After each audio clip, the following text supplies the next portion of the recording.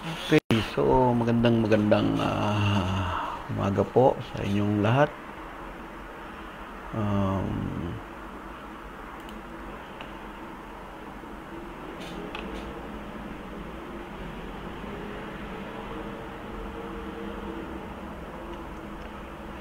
Narito naman po tayo upang pag-aralan kung ano ang tunay na kahulugan ng Biblia. Yan ho ay prophetic book at isang Diyos lang ang nakipagtipan sa lumang tipan, no? At sa bagong tipan, isang Diyos lang ho yan. Kaya pansinin niyo yung profile picture ko ay puro prophecy ho yan. So, nais ko pong talakayin sa inyo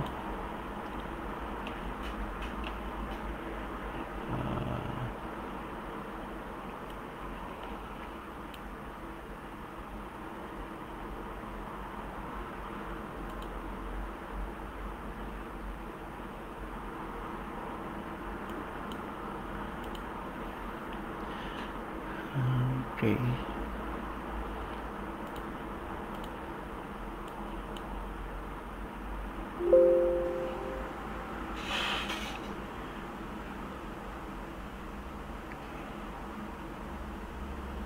Okay, so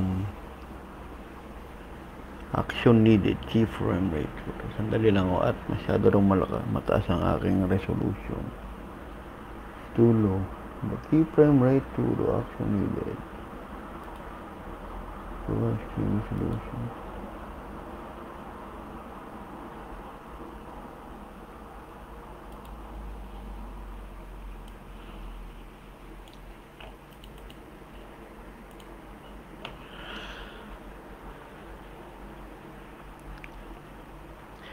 Okay, so magandang araw po sa lahat, magandang umaga po sa inyong lahat. Narito na lang po tayo upang pag-aralan kung ano ba talaga ang pag-ibig ng Diyos sa atin. Ano? The real agape love, the love of the Father to His children. Ang Patripassianism belief po ay ayon sa Biblia, yan ang mga original na belief ng mga apostol ng Panginoong Hesus. Nakilala nila ang kanilang ama na napatay sa krus, ano? So, the name of God in Hebrew, ano ang alphabet? Yod, He, nakalagay dyan eh, Yod, He, Bab, He. Ano? Yan o yung tetragrammaton. At from left to right, ang basa sa Hebrew, Yod, He, Bab, He. No? So, Yod, He, Bab, He. Yan ang nasa ibabaw ng krus ng Panginoon Jesucristo na Yeshua Hanasri Bimelek HaYehudim. Ano? Nilagay lang yung INRI. Ito, yung INRI. So, yan ang nakilala ng mga tao.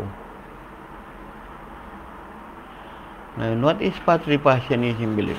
The real agape love. Patripassianism from the Latin patri, Father, and past suffering, because the teaching required that since the Father became incarnating Christ, He suffered. So, totoo. Kung ang Diyos naging tao, napatay niyo yung tao, napatay niyo yung Diyos sa katawang tao niya. Di ba? So, kung ang espiritu ni Father ang pumunta ron sa sanggol, sinasabi ni Elizabeth sa Luke 1:43, paglabas nun, hindi magiging anak yun. Si Father pa rin yun. Si Father pa rin yung isinilang, yung creator ni Maria. Ano? So, kaya nga sabi sa Isaiah 44:6, pakinggan nyo mabuti. Ganito ang sabi ng Panginoon, ng Hari ng Israel at ng kanyang manunubos. Pansinin nyo, parang dalawa yan. Parang dalawa. Sabi ng Panginoon na Hari ng Israel at ng kanyang manunubos, na Panginoon ng mga hukbo. Ano sasabihin kung dalawa to? Kami. Dapat kami yan. Kuha nyo? Ang sinabi niya, ako. So, yung nagsalita rito na Panginoon, na hari ng manunubos sa iisa. Na king ng Israel, na Savior. Ano ang sabi raw nito? Kung dalawa na to, kung dalawa nga yan, ako. Ang una at ako ang huli. Dapat sinabi niyan kami. At liban sa akin ay walang Diyos. Pag sinabi liban sa kanya, wala nang Diyos. Saka ito dapat kami yan kung itong dalawa yan. Ganito ang sabi ng Panginoon ng hari ng Israel at ng kanyang manunubos. Ibig sabihin, siya rin yung nagkatawan tao dyan. Kaya nga ako, sabi dyan. Kaya tingnan sa Judas 1:25, sa iisang Diyos na ating tagapagligtas sa pamamagitan ni Jesucristo na ating Panginoon, sumakanya nawa ang kalwalatian, karangalan, paghari at ang kapangyarihan sa kauna-unahang panahon. Ngayon, magpakailanman siya nawa. Pag sinabing iisang Diyos, isa. Liban sa kanya, wala nang ibang Diyos. Di ba? So, sa Jude 1:14-15, and Enoch also, the seventh from Adam, prophesied of this saying, behold, the Lord come with the 10,000. Nakalagay yan. With the 10,000 of His saints to execute judgment. Hindi naman darating. Saan darating ang ng Panginoong Jesus? Give me the Bible verse that the Father of Jesus is coming. New Testament. With all angels. Nothing. So, sino ang hinihila ni Enoch na darating? Hinulaan ni Enoch na yan. Ikapito na anak ni Adan.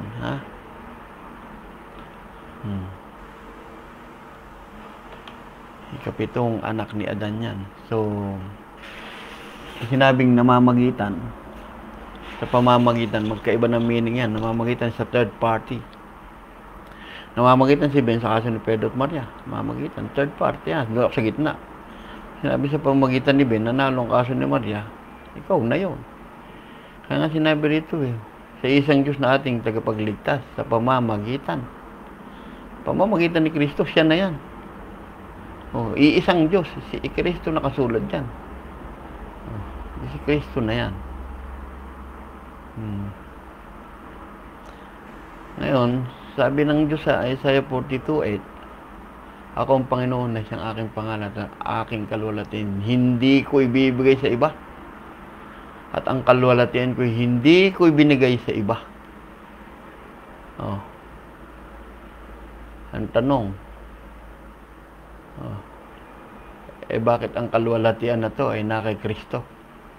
Sumakanya raw nawa ang kalwalatian. Naintindihan nyo? Hindi ibibigay na sa iba ang kalwalatian niya, pero na kay Kristo. Dahil si Kristo ang nag-iisang Diyos na buhay. Pwede ba ikaw magmahal sa isang tao? Ibang buhay ng tao, iaalay ang sarili mong buhay. Mahal mo kaibigan mo, ng example mahal mo yung kaibigan mo. Gusto mong iligtas, magpapapatay ka ba ng iba? O ikaw magpapakamatay para sa kanya? Ganun yun. Greater love hath no man than this, that a man lay down his life for his friend. Gaya ng pag-ibig ko, ganun ang pag-ibig na yun sa libutan, binigay niya kanyang bugtong na anak. Hindi bugtong na anak yun. Sarili niya yun. Kaya nga sinabi niya, pag-ibig ko.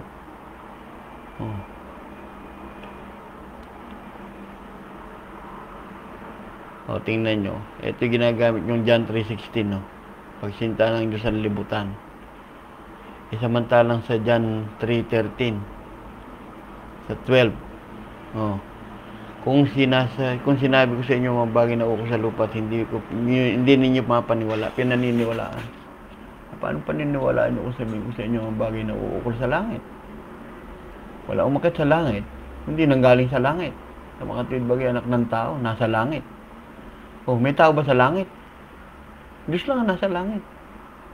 Tapos sasabihin nyo itong sinilang na anak ng tao anak. Isa lang ang Diyos sa langit. Kaya ginagamitan kayo ng talinhaga. Kaya nga sabi dyan kung paano itinaas ni Moises sa ilang ang ahas.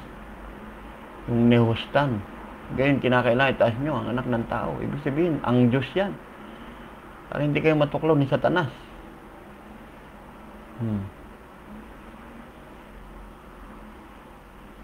Ayan, 1 Corinthians 10:19, no? At kung malaman nyo nangyari sa ating mga ninuno nung panahon ni Moses, silang lahat naliliman ng ulap, kanilang paglalakbay sa pagtawid sa dagat na pula. Sabi niya, huwag kayong sasamba sa mga Diyos-Diyosan. Kaya nyo sa kanila, ano sa nasusulat. Mupo mga tao pang kumain, tuminom, sumayaw pang sumayaw. Kaya makiapid, gaya ng ginawa ng ilan sa kanila. Kahit 20,000 namatay sa lulam isang araw. Ayan yun 10:9. 1 Corinthians 10:9. 8 lang to. Kasunod, 9. Huwag subukin ng Panginoon. Kaya nang ginawa ng ilan sa kanila. Dahil ginawa nila, pinuksa sila ng mga ahas. Numbers 21:18. Ganito ang sagot ni Yahweh, gumawa ka ng isang ahas na tanso. Ilagay mo sa dulo ng mahabang kahoy. Sino mo natuklaw ng ahas, tumindo, hindi mamamatay. Ano ginawa ni Moses, kaya natuklaw na ahas, kaya lahat ng natutuklaw na ahas, tumiting sa ahas na tanso upang hindi nga sila mamatay. Kaya nga sabi ron, kung paano tinaas ni Moses sa ilang ang ahas, kaya kinakailangan itaas nyo, si Kristo. Hindi kung sino-sino tinataas nyo. Yung tatay niya, para sa tatay, dahil yan ay galing sa langit. Kasi sasabihin nyo, ginamitan kayong talinagang bugtong na anak binigay. Akala nyo, nanganak yung Diyos. Hindi nagdadalawa yung Diyos. Isa lang yan. Ngayon, sa tinagal-tagal na panahon, Numbers, ilang libong taon bago nadurog yung Nehustan na yan. Dinurog din yan, tansong ahas. Na ginawa ni Moses, kung tawagin Nehustan. Hanggang sa panahon yun, pinagsusunugan pa na rito ng insenso. Second King, pinadurog na yan ng hari.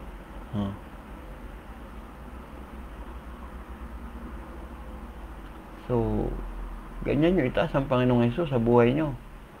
Si Satanas, nandyan nakapaligid sa inyo. Pagka hindi, tinuklaw kayo sa Satanas, tumingin kayo sa Panginoong Hesus, mabubuhay kayo.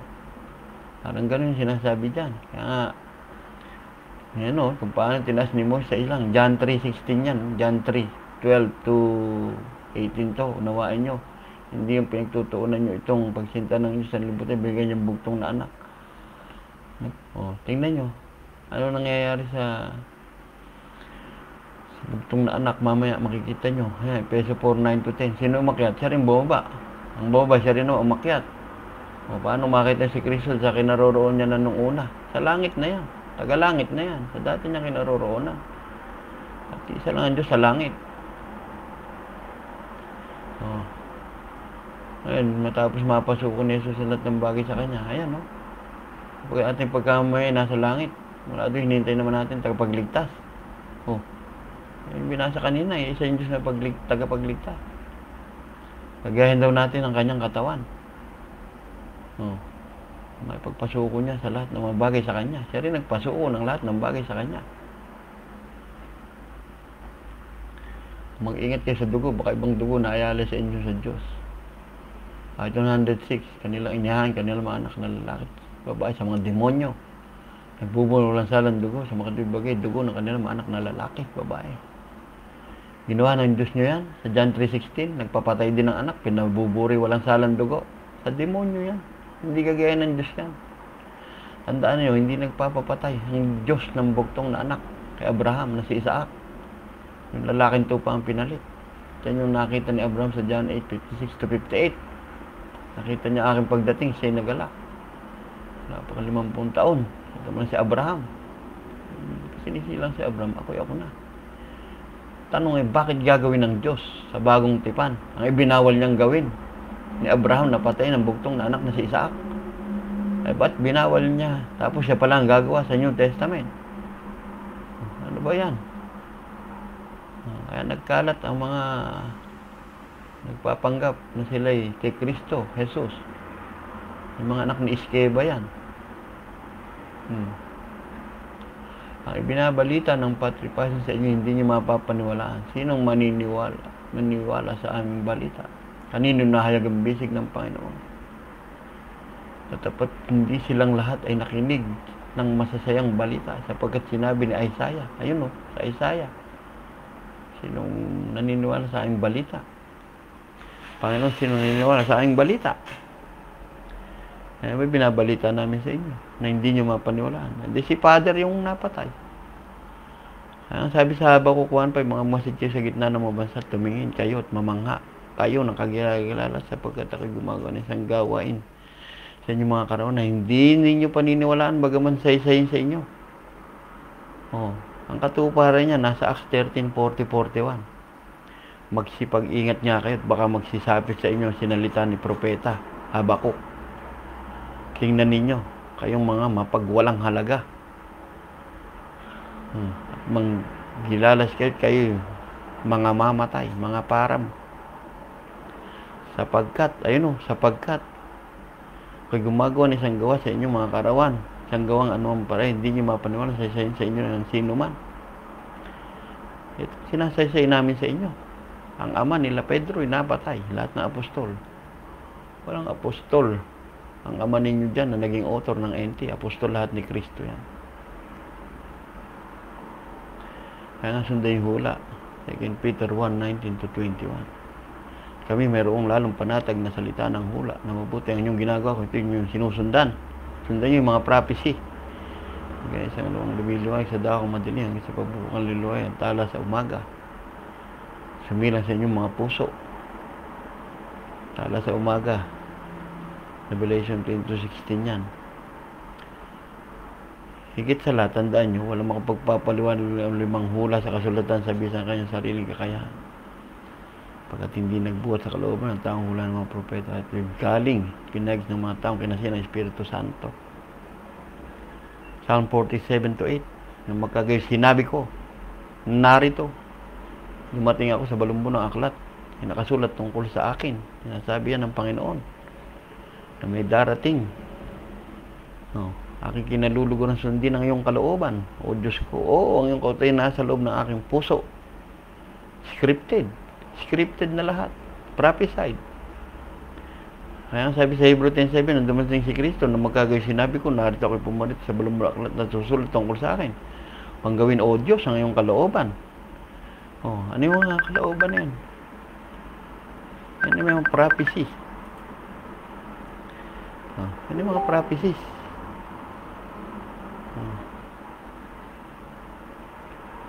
Kaya wala siyang sisirain. Sabi nga sa Matthew 5:17, may gaganapin. I will not destroy mga aklat ng prophet. Na pareho ito, hindi para sirain ang kasulatan, kundi ganapin. Sa Psalm 78, I will open my mouth in a parable. I will utter the saying of old. Natupad yan. I will open my mouth in parables. I will utter things which have been kept secret from the foundation of the world. This is that it might be fulfilled. Spoken by the prophet David. All these things spake Jesus into the multitude. Without a parable, spake he not. Kaya bagbitaw ni Kristo ng salita, may nakasalingit na doon. Patungkol sa Ama, na lahat ay nagbubumirang sa Kanya. Why speak it thou into them parable? Because it's given unto you to know the mystery of the kingdom of heaven, but to them it's not given. Nung sumagot si Jesus, hindi niya nakita yun.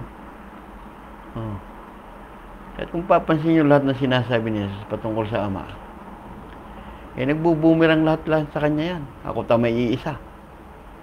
John 10:18, walang makakaagaw ng buhay ko. Kung saan ko itong binibigay, kung saan akong binabawi. Inagaw niya rin yan sa Ama pag binasa niyo. John 10:28-29. Nag-iisang nagbibigay ng buhay na walang hanggan. Kamay ni Jesus, kamay din ng Ama. Nagbibigay din ng buhay na walang hanggan yung Ama. John 12:45, nakakita sa akin, nakakita sa nagsugo. John 49, ito yung tumatanggap sa akin, tumatanggap sa nagsugo. John 46, tanggalin niyo si Jesus, hindi na kayo makakarating. I am the way, the truth, and the life. I am. Tanggalin niyo siya, hindi na kayo makakarating sa Ama. John 17:1-3, inutusan niya yung Ama. Tumingala sa langit, sinabi, luwalhatiin mo ko, para luwalhatiin kita. Para luwalhatiin ka ng anak. Ama, luwalhatiin mo, para luwalhatiin ka ng anak. John 17:3, sinabi niya. Oh. Sinabi niya pa yung pangalan niya. Siya na nagsasalita dyan. Kayo nasa tunay na Diyos, 1 John 5:20. Kaya sabi sa Matthew 10:40, ang tumatanggap sa inyo ay ako, ang tinatanggap. Tumatanggap sa akin, tinatanggap, nagsugo sa akin. O, tingnan yun, nagbubumirang lang. Ang nakikinig sa inyo, sa akin nakikinig. Ang nagtatakol sa inyo, ay ako ang tinatakol. At ang nagtatakol sa akin, ay tinatakol sa akin, nagsugo. Tanyo, mas may power siya. Mas may power siya. Dahil puro siya ang nauuna. Kaysa rin sa inyong ama. Isaiah 9:6. Sisilang sa ating pinanganak isang bata.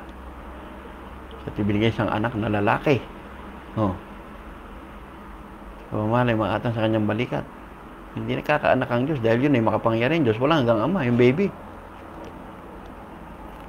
Emmanuel, ang ibig sabihin ay kapiling natin ng Diyos. Kahit Panginoon magbibigay sa inyo ng tanda, narito ang lalaki maglilima, anak na siyang lalaki. Ang kanyang pangalan, Emmanuel. Nangyari ang lahat na ito upang maganapan sinasalita ng Panginoon sa pamamagitan ng propeta. Jesus yung pangalan, Yeshua. Narito ang lalaki magdadalang tat mga anak ng isang lalaki at pangalan tatawagin na sa kanya, Emmanuel, na kung taliwanagin sumasa atin ng Diyos. So, God is with us to. Hindi man is with us. Hindi son is with us. Kaya huwag niyong sinisira yung katuparan ng hula. Kaya nga, ginagamit na kayo ng talinhaga. Kataas-taas ang Diyos. Sinabi ni Sakaria sa kanyang anak, oo, ikaw sanggol, tatawagin kang propeta ng kataas-taasan. Si Juan Bautista. Tatawagin propeta ng Diyos na kataas-taasan, si Jesus. Sapagkat, magpapauna ka sa unahan ng mukha ng Panginoon, si Jesus. Panghandaan kanyang mga daan. Yan yung sa Luke 1:17 na darating si Elijah Juan Bautista. Mag-i-incarnate yan.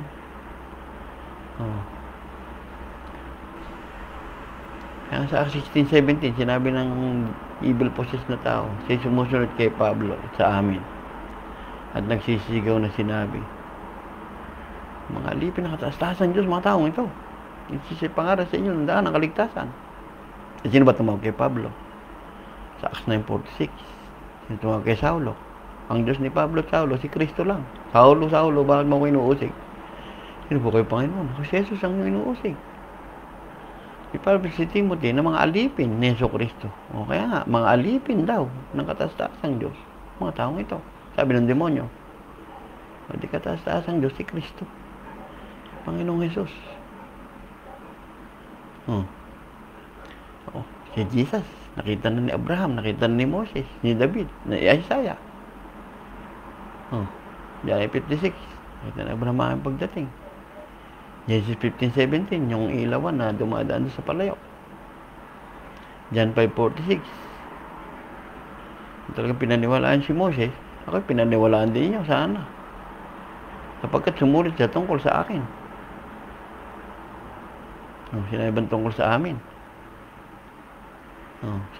Nakita siya ni Isaiah, nakita ni Moses, ni Abraham. John 12:40, mababa ito sinabi Isaiah.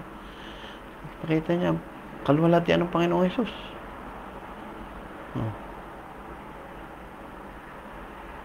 Matthew 22:45, sabi nun, anong mga alam niyo sa Isaiah? Siya po yung anak ni David.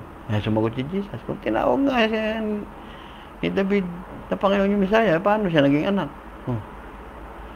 Sabihin, kung tinawag ako ni David na Panginoon, paano ako naging anak ni David? Sinupalpal niya yung anak ni David. Kinokontra. Kasi nga, talinhaga yun. Talinhaga lang yung anak ni David, anak ng tao, anak ng Diyos. Kukontrahin talaga yan. Dahil yun, hindi niya naunawaan. Na yun ay puro patalinhaga ni Kristo sa kanyang pagiging ama. Kaya sabi niya, I send unto you prophets, wise men, and scribes. Matthew 20:34. Sinusugo ko sa inyo mga propeta. Walang iba nagsusugo ng propeta, kundi Diyos lang.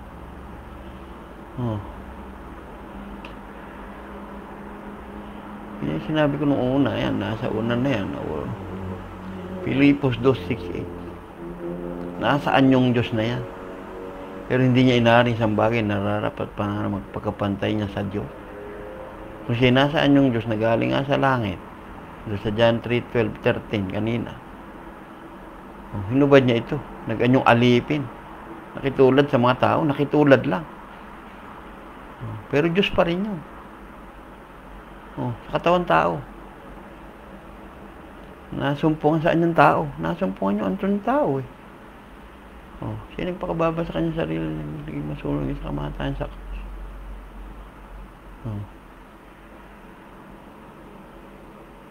Hindi niya inari. Hindi muna siya pumantay. Siya yung God. Talaga. Siyempre, naging tao. Gagampanan niya lahat ng hula sa kanya. Ano yung Father Passion? Sabihin niya, wala sa Bible. Malakay 4:5-6, behold, I will send you Elijah, the prophet, before the coming great dreadful day of the Lord. And he shall turn the heart of the father to the children. Luke 1:17, sabi kay Elijah, the incarnation of Juan Bautista is Elijah. He shall go before him the spirit and power of Elijah to turn the heart of the father to the children. Turn the hearts of the father to the children. Kita nyo? Yan ang katuparan. Si Elijah, si Juan Bautista, ako, espiritu ko ni Ben. Ang isang tao, may isang espiritu lang. Kapag sinabi spirit ni Elijah si Juan Bautista, siya na nga yun. Sinabi naman niya ni Kristo eh. Sinabi na ng Panginoong Jesus, sinungaling ba siya? That Elijah is come already. Already lang, di nyo pa alam. Then the disciple understood that speak unto them of John the Baptist. Isaiah 43. Bow is crying in the wilderness. Prepare the way of the Lord. Sabi, pantayin, sinyo sa ilang. Nasaan para sa ating Diyos? Nasabi ni sa John 1:23. Sinabi ni Juan Bautista, Elijah, ako, ang tinig na isang sumisigaw sa ilang. Ito rin yung daan ng Panginoon. Ganyan sinabi ni Propeta Isaiah. Asang ba nagsalita si Isaiah?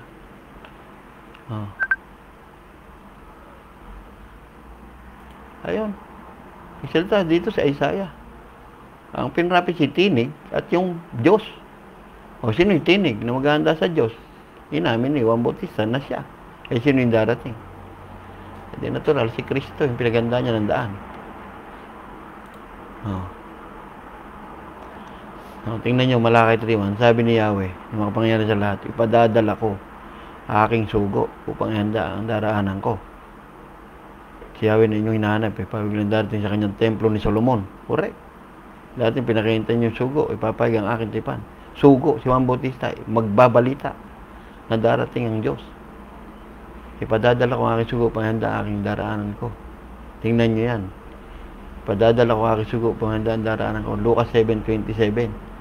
Narito, pinadadala ko ang aking sugo na dadaanan ko upang ihanda ang aking dadaanan. Yan yun eh.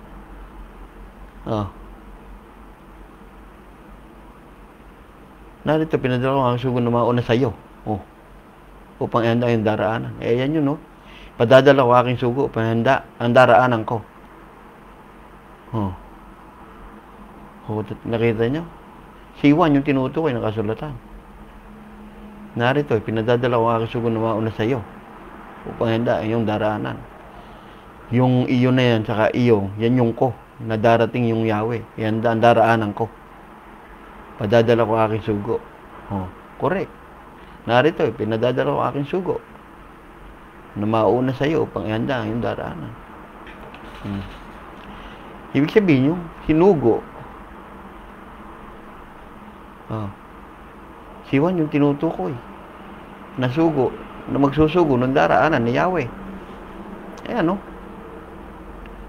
Kaya pumasok siya sa kanyang templo. Sa gayon natutupad ang nasulat sa aklat ni Propeta Isaiah. Lucas 3:4. Ito ang sabi na sa sumisigaw sa ilang, handa yung daraanan ni Yahweh.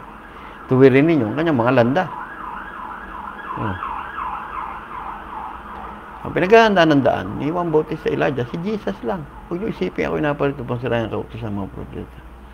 Narito ko pang ganapin. Sinabi ni Jesus yan, warning. At siya pumasok sa kanyang templo. Ang tanang ito natupad yung Isaiah 56:7 sa pagpasok niya sa kanyang templo. Jeremiah 7:11. Ayan nasasad sa kasulatan. Ang aking bahay tatawagin bahay panalanginan. Nasasad sa kasulatan, prophesied, ngunit ginawa niyo pugad ng magnanakaw. Ayan Bakit? Ang tahanan ko ito'y mukhang lungga ng magnanakaw. Nakikita mo ginagawa niyo. Kaya yun, nagsasabi nito. Jeremiah 7:11 yan, natupad yan. Kaya sinabi niya, ang aking bahay tatawagin bahay panalanginan. Ayun. Pero ginawa yung pugad ng magnanakaw. Ayun. Ito. Isaiah 56:7, Jeremiah 7:11. Sumagot si Jesus sa kanya sinabi, higiba yung templong ito. Aking itatayo. Siya rin bubuhay sa sarili niya. Andun na siya sa templo ni Solomon. 46 years ito. Tatay mula sa 3 araw. Tapos sinalita niya tungkol sa kanyang katawan. Nang mabuhay na maguli si Kristo sa mga patay. Naalala na kanyang malaga na sinalita niya ito. Nagsisampalataya sila sa kasulatan salitang sinabi ni Jesus. So si Kristo rin bumuhay sa sarili niya. Kaya nung nabuhay na maguli si Kristo, naaalala yan ng kanyang alagad. Nung sinabi niya na ito. Ay sinabi niya gibain niyo, patayin niyo ako. Tatayo ko, aking katawan, 3 araw. Aking. Matthew 11:14 si Elias. Kung maniniwala kayo, siya ang Elias na darating.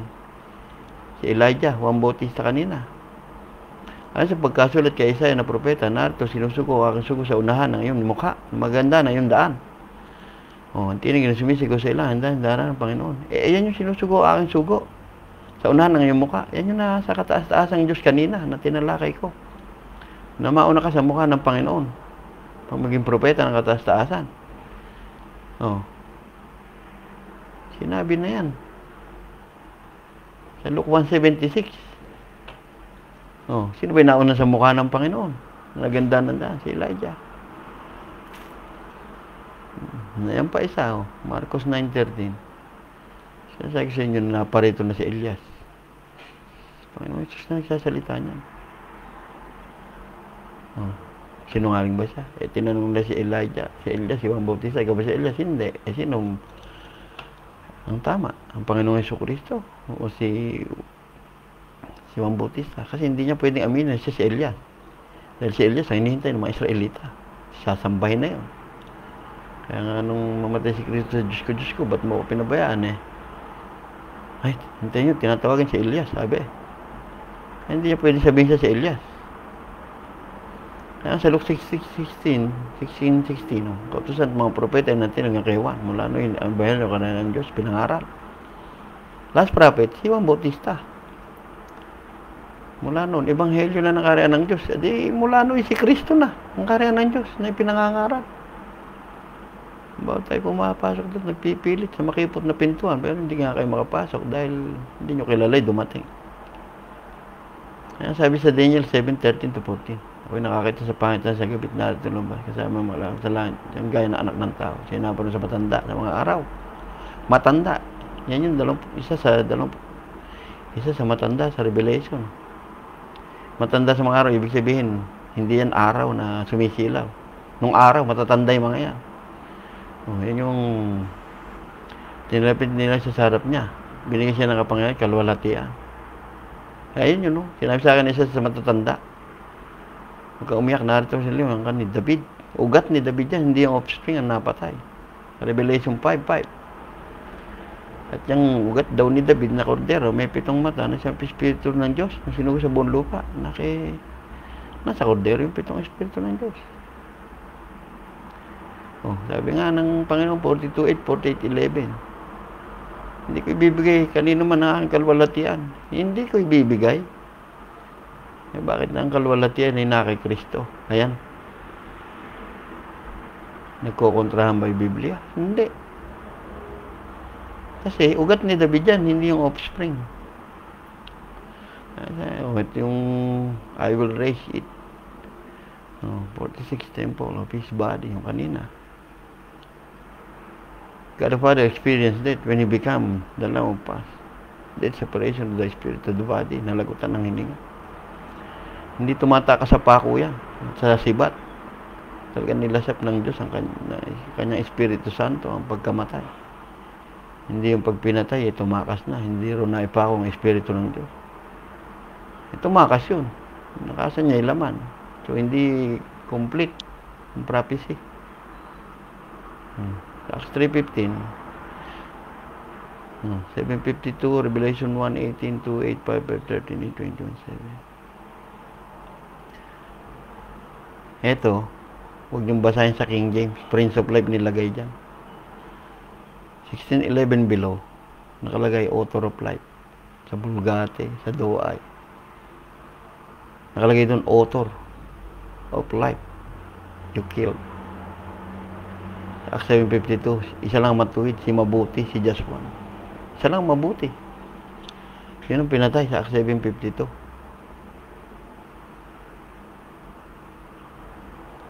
Kaya si Esteban, yung tao, niyabil niya, yung si Jesus tao, inabil niya kay Father Spirit niya. Si Esteban tao, inabil niya kay Father Spirit niya. Eh, si Father Jesus, Nazareno yan, the Lord of Lords. Revelation 1:18. And alive, and was dead. Pero living forever and ever. Walang kamatayan, pero nakaranas ng kamatayan. Ibig sabihin na walang kamatayan, pinapatay man siya, buhay niya yung sarili niya. Hindi niyo siya mapapatay.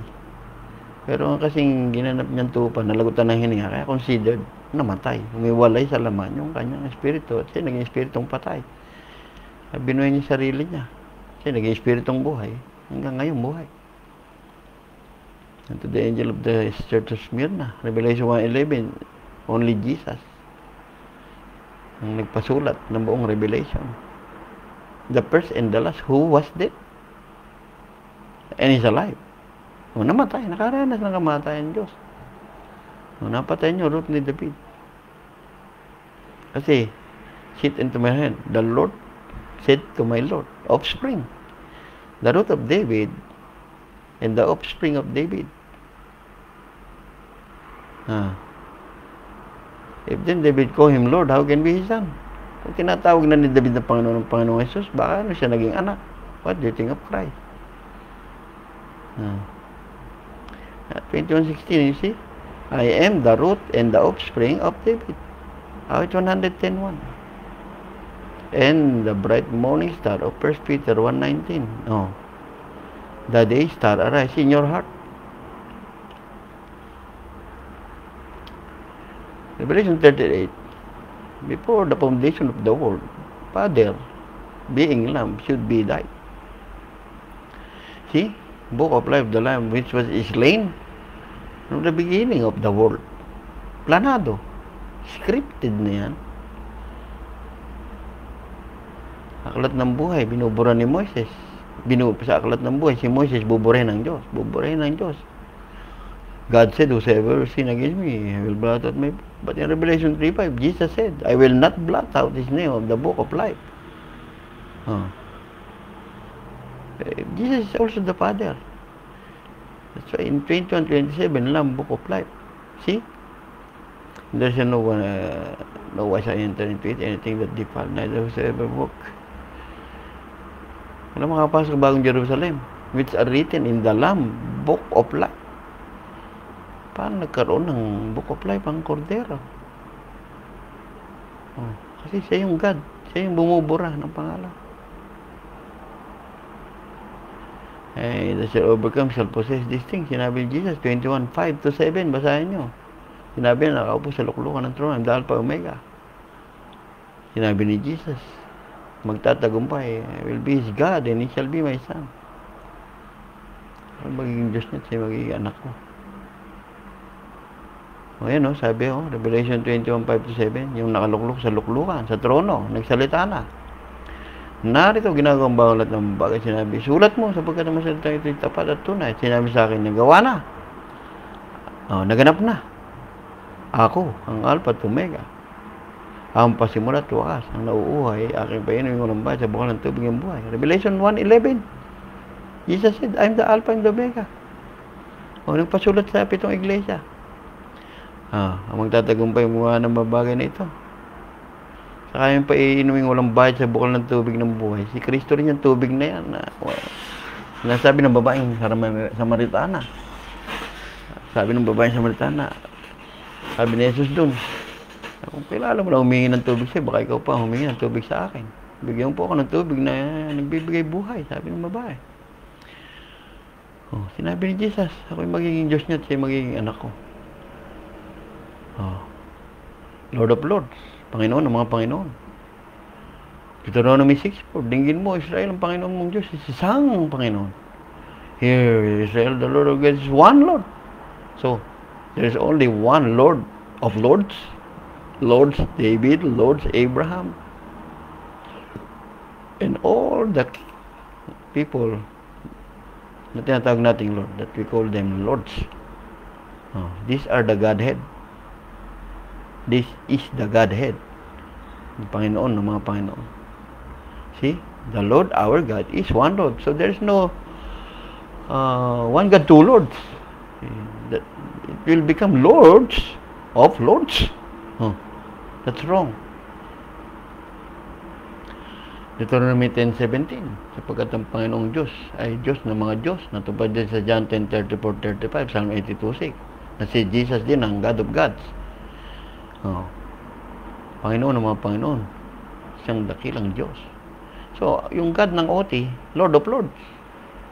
Oh, ang Diyos tumatay sa kapisanan ng Diyos. Siya yung mahatol sa gitna ng mga Diyos. John 3:18, aking sinasabi kayo mga Diyos, kayo lahat mga anak ng kataas-taasan. Acts 16:17, and John 1:12, that only Jesus give you an authority to become the Son of God. John 1:12, si Kristo lang nagbibigay karapatan maging anak kayo ng Diyos. In John 10:34-35, kung tinawag yung mga Diyos, yung tinatawag salita ng Diyos, ang berbo, hindi mangyayari sa salita ng kasulatan. Oh, kaya natupad yung Diyos ng mga Diyos. Makipagbaha mga ito laban sa kordero, sila dadagin ng kordero sapagkat siya ay Lord of Lords. Wala nang Lord of Lords yung tatay nyo sa NT. Labas nyo yung talata, wala na. Revelation 19:13-16, ang berbo ay Lord of Lords. Hari mga hari. Si Jesus din yung Lord of Lords dito sa sulat ni Pablo, 1 Timothy 6:14-16. Papayag siya ng palad ay mga pangyari, mga Panginoon na siya, yun yung siya na yun. At itong sumakanya, yun yun. Hindi po din mag-switching yan, masisira. Kailangan walang kamatayan, correct. Kahit patay nyo, binubuhay sarili niya, wala kang kamatayan. Nananaan sa liwanag, wala nakakita ng mukha sa transfiguration. Hindi malapitan, hindi talagang malapitan niya pag umiilaw na yung mukha niya, na nagbagong anyo. Nagbagong anyo sa Exodus, sa time ni Moses. Time ni Isaiah 6:1-2, nagbagong anyo, hindi malapitan niya. Matthew 17:12-13, the transfiguration of Jesus. Ninakita ng sinuong tao, wala nakakita ng mukha niya. Wala nakakita ng tunay na anyo ng Diyos. Wala nakakita ng sinuong tao. Yung mukha na yun. Kaya sa kanya lang, kapurihan, siya nawa. Si Revelation 3:14, Jesus is siya nawa. Yan, yung sinasabi ko sa inyo kanina. Ganito sabi ng pamahalaan ng Israel, kanyang manunubos. Ako, ay dapat, pag nagsalita yan, kami. Kaya nga sa Judas 1:25 kanina yun. Isaiah 43:10-11. Walang Diyos na inanyo na una sa akin. Magkaroon pagkatapos ko. So, mag-aanyo, kakaroon siya na anyo. Sa mga tibagay ako, ang Panginoon, liban sa akin, walang tagapagligtas. Kayo aking mga saksi, mga tao, sabi ng Panginoon, aking lingkod na aking pinili. Kayo, yung tao. Upang inyong malaman, simpalataya kayo sa akin. Hindi yung lingkod na pinili ito, hindi. Yung mga tao yun. Maniwala raw kayo sa kanya. At inyong matalastas na ako nga. Hindi sinabing kami nga. Walang yung Diyos na inanyo na una sa akin. Magkaroon mong pagkatapos ko. Pagkatapos niya, anyo ay sarili niya, wala na. Yung dinggin, akong una. Ako rin ang huli. Si Kristo, isa rin kahapon, ngayon, magpakailanman. Hebrew 13:8. Isaiah 48:12. Si pumapalit lang nasa mga alapa, pakikita ang bawat mata. Akong Alpha Omega, sabi ng Panginoon Diyos, nakaraan, mangyari sa lahat. Revelation 1:7-8, makapangyari yan sa lahat. Si Jesus yan. Revelation 1:11. Akong Alpha Omega. Si Jesus lang ang mahawak ng title na yan. Kaya nga, 21:6. Pasimula at wakas. Ano ay painom ng bayad sa bukal ng tubig.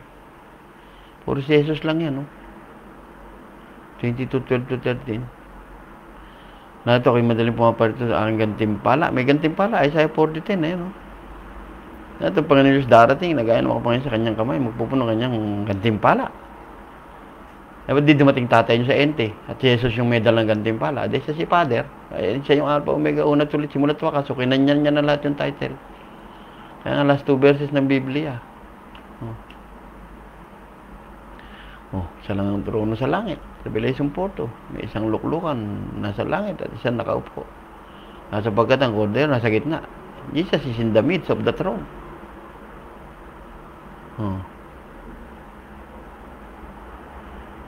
Yung Judas 1:14 to 15. Hinula, darating ang Panginoon. Diyos ni Enoch, darating kasama mga laksa-laksang banal. Saan darating? Tatay niyo, wala. Ama ni Jesus, wala. Jesus lang darating. Yung Alpha Omega darating. Yan, no? Siya darating, oh. Huling talata, last 2 verses, the Bible. Ang sumasak sa bagay, ito yung nagsasabi, okay, madaling pumaparito, siya nawa. Pumarito ka, Panginoong Jesus. Ang biyaya ng Panginoong Jesus, mapa sa mga banal siya nawa. Revelation 3:14. Kaya nga sa Zechariah 14:9, and the Lord shall be the king all over the earth. In that day, there shall be one Lord. See? Sino ba Lord of Lords niya? Si Jesus na lang. Nawala na yung tatay nyo. And His name shall be one. Magbigay kayo ng Lord of Lords ng Father sa ente. Give me the verses in the Bible that the Father have a title or has a title Lord of Lords in ente. Give me the exact word. The exact verses. Exact verse, wala. Hebrew 5:11. Tungkol sa kayo, marami kami sasabihin sa inyo. Meron sa inyo, may nagsipurol kayo. Palibahasa'y nagsipurol na kayo sa pakikinig. Shall anything in my name, I will do it. Si Praxias. Praxias is the founder also of Patripassianism from Jesus. Noetus also. Sabellius also. Where is their where are their biography? Wala. Where is the biography of Sabellius, Noetus, and Praxias? Inalisan, heretic daw. If you shall ask anything in my name, I will do it. Di na siya may anything you shall ask in our name, we will do it. Totoo kayong bumilang ng isang Diyos. Search for Noetus, Praxias, Sabellius. Visit patripassianism.com.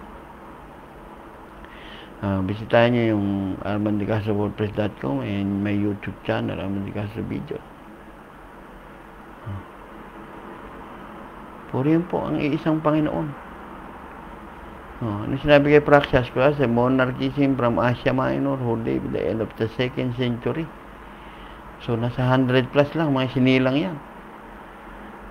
Time ni Jesus, sariwang-sariwa yan. He believed in the unity of the Godhead. Agreed with another type of division of the personalities. Ang Trinitarian na yan, sablay yan. Yan ang Revelation 19:30 na hindi makagawa ng profile picture ko na 3 espiritu ng palaka. Noetus, a presbyter of the Church of Asia Minor. Native ng Smyrna. See? Church of Smyrna. Where he became a prominent representative of the particular type of Christology now called modalistic monarchism or Patripassianism. Father Passion. Sabellius is also believed about Patripassianism, Noetus, and Praxias. And Mr. Armand De Castro of 20th century.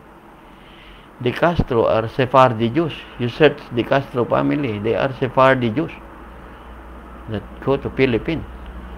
Kaya hindi ko lang alam. Pero yun ang hinasa history. Baka nga may dugo akong Israelita. So, si Andres Bonifacio ay may dugong bayani. Ang nanay niya si Catalina De Castro. Hindi ko tinataas sarili ko. Research nyo. De Castro family is Sephardi Jews. You type in Wikipedia. De Castro, in Google. De Castro family. Type nyo. Search nyo. Tapos basahin nyo sa loob, Philippines. Sundan nyo. May dugong Israelita. Hindi yung kung kani-kaninong dugo ay sumusunod. Dugong Panginoong Hesus ang dapat nyong sundan dahil siya ang Diyos ng mga Israelita. Siya ang amang Hesus namin. At tumawag kay Saulo Pablo. Sipin nyo yung Diyos nyo, isang one Lord. In New Testament, there is no Lord of Lord title, yung Father nyo. Saka walang one God, two Lord. Magiging Lords of Lords yan. Walang ganun. One God, two Lords. Wala. Title nila, Lords of Lords na. So, maraming salamat po sa mga, kung meron man nagtyagang manood dyan, makinig. Sundan nyo po yung hula, no?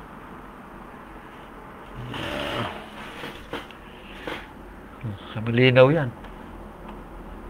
Sinabi niya, papasok sa templo, padadala ko si Juan Bautista upang handa ang daraanan ko. At papasok ko sa templo ko. Pumasok siya sa templo ni Solomon. Kaya nga yun, narito, pinadadala ko ang aking sugo, si Juan Bautista, upang mauna sa dadaanan ko, mauna sa iyo. Ibang tao na tong yun na yan. Upang handa yung daraanan. Ibang tao na to. Kasi yung nagpapadala rito, ito yun. Ito. Ipadadala ko ang aking sugo, si Juan Bautista, upang handa ang daraanan ko. Ayan, narito, pinadadala ko ang aking sugo, si Juan Bautista, na mauuna sa iyo. Mauna sa akin, upang ihanda ang daraanan ko. Ito yun. Ayan, ako papasalamat sa Panginoon. Pinagmamalaki ko lang siya na parang ahas na niwastan na araw-araw sa inyo. Yan ang utos ng Panginoong Hesus, na hindi kayo matuklaw ni Satanas, na hindi kayo mamatay. Panatilihin nyo ang Panginoon sa buhay nyo. Yan yung sinasabi rito sa John 3. Paano tinas ni Moses sa ilang ang ahas? Na walang umakyat sa langit, kundi nanggaling sa langit, sa makatwid bagay anak ng tao nasa langit. Kaya nga sa John 1:18, walang tao nakakita sa Diyos. Dahil hindi tao yung dumating. Dahil Diyos na yan dumating. Galing sa langit. Kaya kung paano tinas ni Moses sa ilang ang ahas, kaya kailangan itaas nyo si Kristo. Kung sinusunod tayo, magkaroon sa kanyang buhay na walang hanggan nang hindi kayo mamatay. Pero ngayon ang buhay na walang hanggan. Yan yun huwag natin subukin yung Panginoon.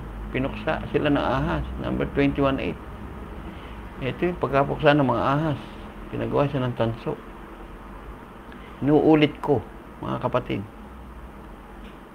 Kuhanin nyo kung sino itong itinaas ni Moses at dumating na galing sa langit na ipinatataas sa inyo para hindi kayo matuklaw ni Satanas. Kayo mamatay. Kaya nga wala ng tibo ang kamatayan. Nasabi ng Panginoon yan. Kaya kung gusto magkaroon ng buhay na walang hanggan, kung sino yung bumaba, siya rin umakyat. Unawain nyo yan. Kung paano makita nyo umakyat anak ng tao. Hindi literal na anak ng tao yan. Tinatalinhaga kayo. Anak ng tao, anak ni David, anak ng Diyos. Tinatalinhaga lang kayo ng Panginoong Jesucristo. Lahat na yan, nagbubumerang sa Kanya na siya si Father. Na maging tao si Kristo, alam niyang siya ang Father. Walang sanib-sanib dyan. Binaba niya lang sarili niya. Binaba niya lang sarili niya sa Pilipos 2. Kahit sinasaan yung Diyos, di siya nagpumilit nga na maging kapantay ng Diyos. Kaya ang balita namin sa inyo na walang maniniwala. Binawarningan na kayo. Mga paparam. Katuparan ng haba ko sa Acts 13:40-41 yan. Please lang, mga kapatid, sundan ninyo yung nehusta na yan. Gawin yung si Kristo ang itaas nyo araw-araw. Ayan. So, purihin po ang Panginoong Jesucristo na hindi nga magbibigay ang Diyos ng kanyang kalwalatian sa iba. Pero ang kalwalatian ay nasa ating Panginoong Hesus. Kaya salamat sa ating iisang Diyos. Tagapagligtas. Pamamagitan, hindi namamagitan. Pamamagitan siya na yan. Sumakan niya nawa ang kalwalatian, karangalan. Sumakan niya, hindi sumakan nila.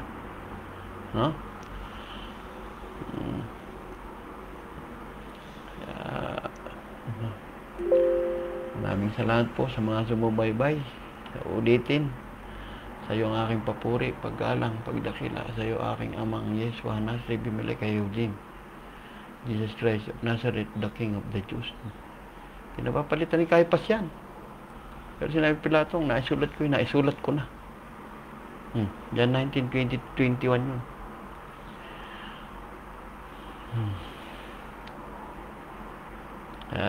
Tingnan nyo yung agape love, yung tunay na pag-ibig ng Ama sa inyo. Hindi yung nagpapatay na anak, di ginawa ni Abraham yan. Magpapatay ng buktong na anak. Espiritu na rin ng Panginoon. Magbibigay sa inyo niyan. Espiritu Santo ni Jesus. Nasa John 16:7, susuguin ko sa inyo Espiritu. John 16:14, sa akin magmumula, sasabihin ng Espiritu sa inyo. Pamparangalan nyo ako. Acts 13:2, sinabi ng Espiritu, ihiwalay nyo. Sinabi ng Espiritu Santo, ihiwalay nyo si Bernabe at si Pablo. Si Pablo lang naman tumatawag. Si Pablo lang tinawag ni Kristo. Acts 16:17, pinagbawalan sila Espiritu Santo ni Kristo. Sa Roma 8:9, kung wala kayong Espiritu ng Diyos, wala kayong Espiritu ni Kristo sa inyo. Kaya ito po mga kapatid, si Ben Tilador, si Arman de Castro, ng co-founder ng Patripasyanism Belief. Nagsasabi na tanggapin ninyo ang Panginoong Hesukristo. Inuulit ko, si Apollos po ang nagtatanim, si Pablo ang nagdidilig. Ang Panginoong Jesus, ang Diyos, ang siyang aani at magpapalago. Many are called but few are chosen. Wala akong inaakay sa inyo. Kayo na ang humusga sa mga aral na ito. Kaya sabi nga ng Panginoon, kung may gusto kayo pagmalaki nyo ang pagkakilala nyo sa akin. Muli po, ako si Arman de Castro, kabentilador. Sabi nga, ang hangin, hindi nyo alam kung saan papunta ang Espiritu Santo, no? Nahulog pa yung tubig ko. So, purihin po ang Panginoong Jesus. Sumakanya lamang ang papuri, paggalang, pagdakila. Tandaan nyo Judas 1:25. Mag-out na po ako. Muli, salamat sa mga nanood o makikinig at mga makikinig pa. Si Apollos ang nagtatanim, si Pablo ang nagdidilig. Ang Panginoong Jesus, o ang Diyos ang aanit magpapalago. Nasulat po yan. Out na po ako. Amen. Revelation 3:14, siya po si Amen, ang Panginoong Jesus.